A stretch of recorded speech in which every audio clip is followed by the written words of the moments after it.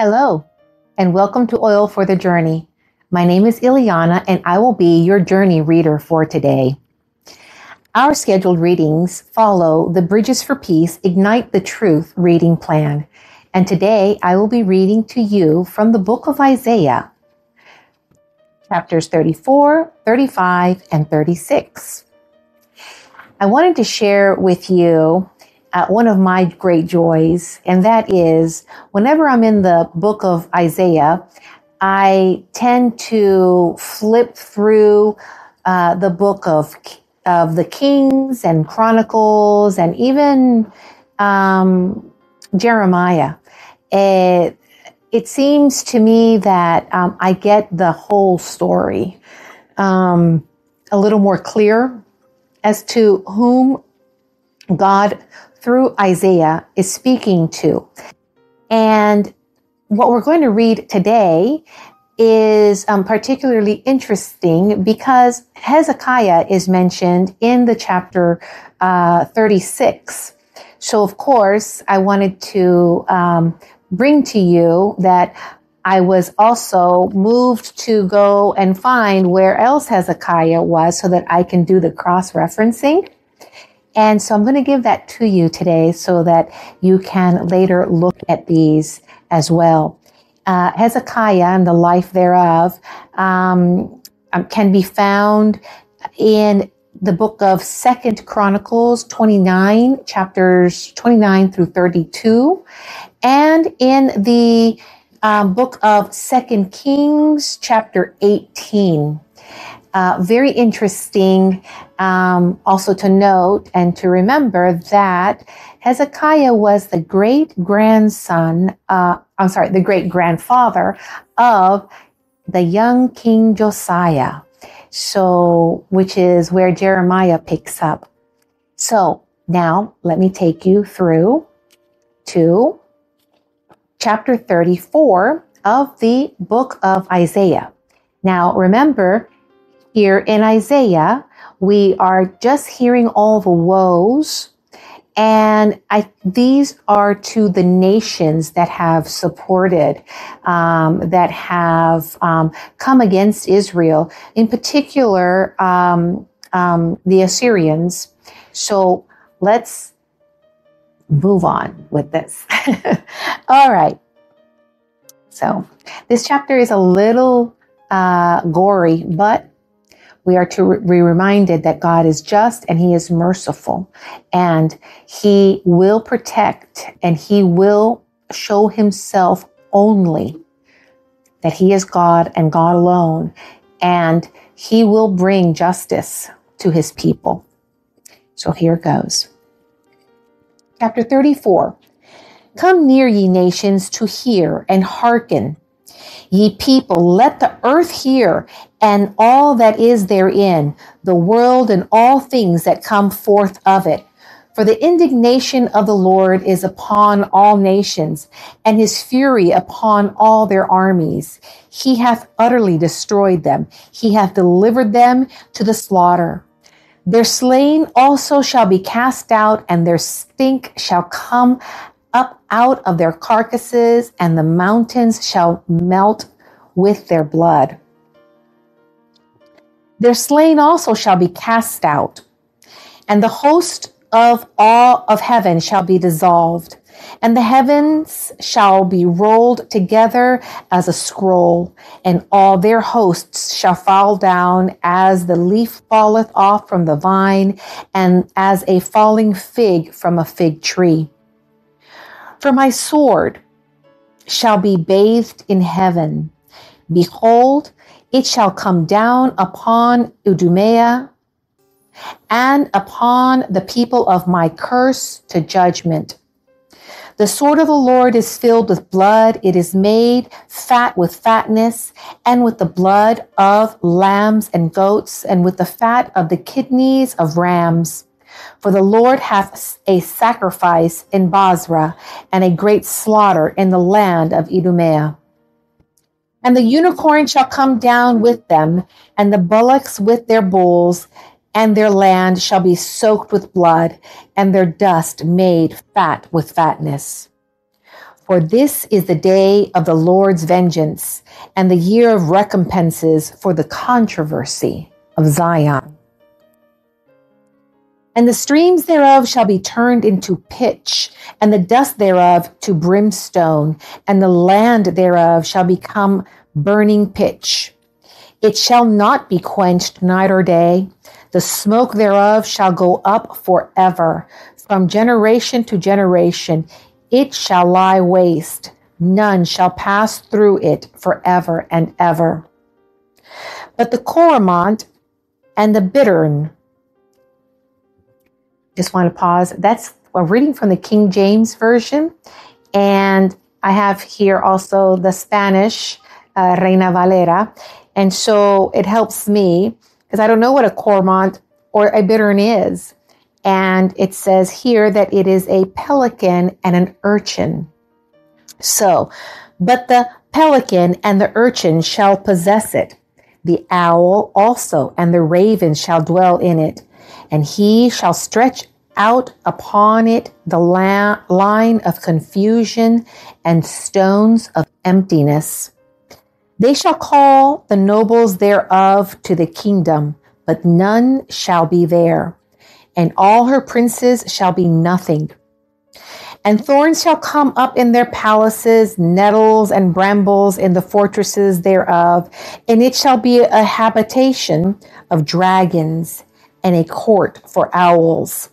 Wild beasts of desert shall meet with wild beasts of the island, and the satyr shall cry to his fellow.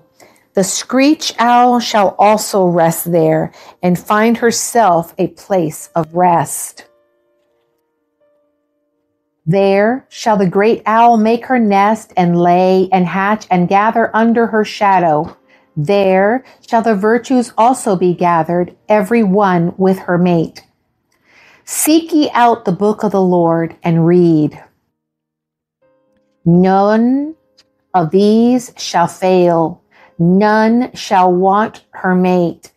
For my mouth it has commanded, and his spirit it has gathered them. And he has cast the lot for them, and his hand has divided it unto them by line. They shall possess it forever, from generation to generation shall dwell therein. Chapter 35. The wilderness and the solitary place shall be glad for them, and their desert shall rejoice and blossom as the rose.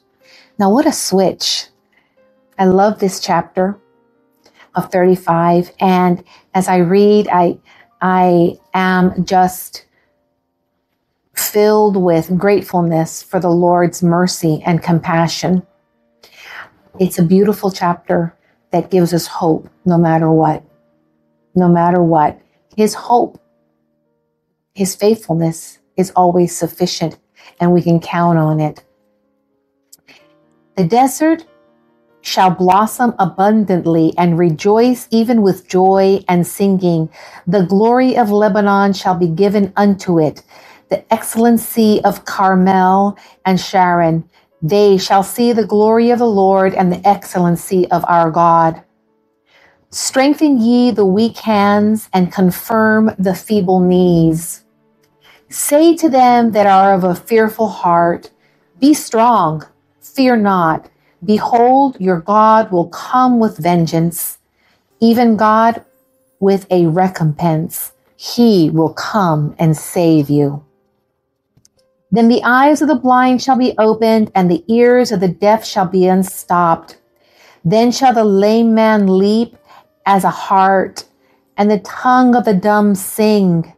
For in the wilderness shall waters break out, and streams in the desert. And the parched ground shall become a pool, and the thirsty land springs of water. In the habitation of dragons, where each lay shall be grass with reeds and rushes. And an island shall be there, and a way, and it shall be called the way of holiness. The unclean shall not pass over it, but it shall be for those, the wayfaring men, though fools shall not err therein. No lion shall be there, nor any ravenous beast shall go up thereon. It shall not be found there, but the redeemed shall walk there. And the ransomed of the Lord shall return and come to Zion with songs and everlasting joy upon their heads. They shall obtain joy and gladness, and sorrow and sighing shall flee away. What a glorious picture of God's redemption and his faithfulness, his compassion, and his great mercy. You know, we will have consequences for our disobedience, but because we love God, we also have a promise of his faithfulness, his compassion, and his great love for us. Mercy. Now, chapter 36 jumps right into Hezekiah. So let's begin. Now it came to pass in the 14th year of King Hezekiah that Sennacherib, king of Assyria, came up against all the defenced cities of Judah and took them. And the king of Assyria sent Rabshakeh from Lachish to Jerusalem unto King Hezekiah with a great army, and stood there by the conduit of the upper pool in the highway of the fuller's field. And came forth unto him Eliakim, Hilkiah's son, which was over the house, and Shena the scribe, and Joah, Asaph's son, the recorder. And Rabshakeh said unto them, Say ye now to Hezekiah, Thus saith the great king, the king of Assyria, What confidence is this wherein thou trusts? So basically we have a situation here where this Assyrian king is sending his messengers to taunt King Hezekiah. But not just King Hezekiah, all of Judah in the face. So he's taunting Hezekiah in the face of his people in Judah. He says, I say, sayest thou, but they are but vain words. I have counsel and strength for war. Now on whom dost thou trust? And thou rebellest against me? Lo, thou trusts in the staff of this broken reed on Egypt, whereon if a man lean, it will go into his hands and pierce it. So is Pharaoh, king of Egypt, to all who trust in him. But if thou say to me, We trust in the Lord our God, is it not he whose high places and whose altars Hezekiah hath taken away, and said to Judah and to Jerusalem, Ye shall worship before this altar? Now therefore give pledges, I pray thee, to my master, the king of Assyria, and I will give thee 2,000 horses, if thou be able on thy part to set riders upon them. So he's kind of like promising them something to turn on their king. And he's also bringing up past sins, or making allegations of past sins.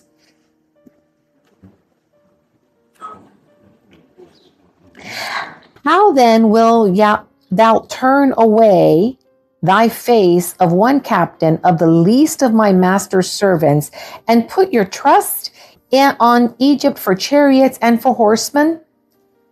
And I am now come up without the Lord against this land to destroy it. The Lord said unto me," oh, he's now claiming that God told him to go. "The Lord told me, go up against this land and destroy it."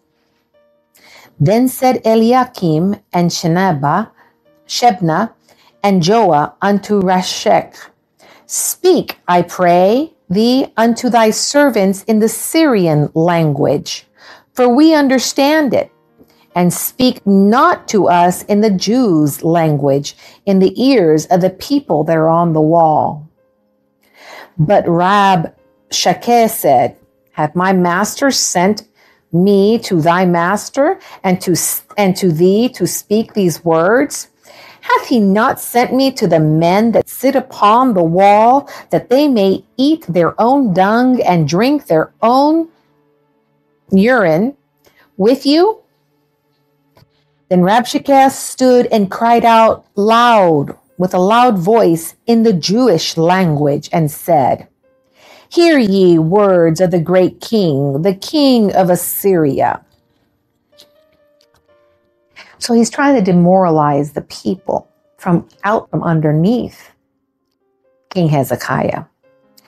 "Thus said the king, let not Hezekiah deceive you, for he shall not be able to deliver you, neither let Hezekiah make you trust in the Lord, saying, the Lord will surely deliver us.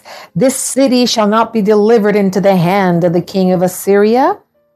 Hearken not to Hezekiah, for thus saith the king of Assyria, make an agreement with me by a present, and come out to me, and eat ye every one of his vine and every one of his fig tree, and drink ye every one the waters of his own cistern, until I come and take you away to a land of your own, a land of corn and wine, a land of bread and vineyards. Beware lest Hezekiah persuade you, saying, the Lord will deliver us. Hath any of the gods of the nations delivered his hand out of the hand of the king of Assyria? Where are the gods of Hamath and of Arphad? Where are the gods of Sepharvaim? Have they delivered Samaria out of my hand? Who are they among all the gods of these lands that have delivered their land out of my hand, and the Lord should deliver Jerusalem out of my hand? But they held their peace and answered not a word. That's important. Verse 21 of chapter 36 says, after all the tauntings, and we've had days like that, I'm sure. Well, maybe not as rough as that one, but verse 21 says, but they held their peace and answered him not a word, for the king's commandment was saying, answer him not.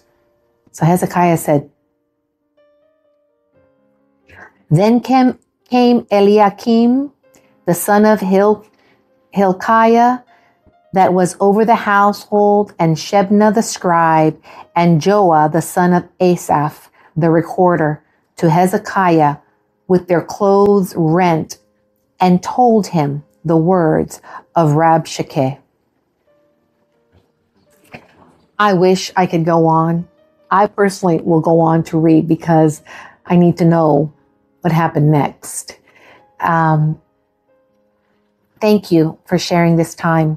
And remember, no matter what the tauntings are of the people that come against you and try to persuade you that God isn't real and that the trust that you have is worthless, don't let them. And wait upon the Lord, for he is faithful He is kind. He is compassionate. And He truly is working out all things for our good. Thank you, and may the Lord bless you.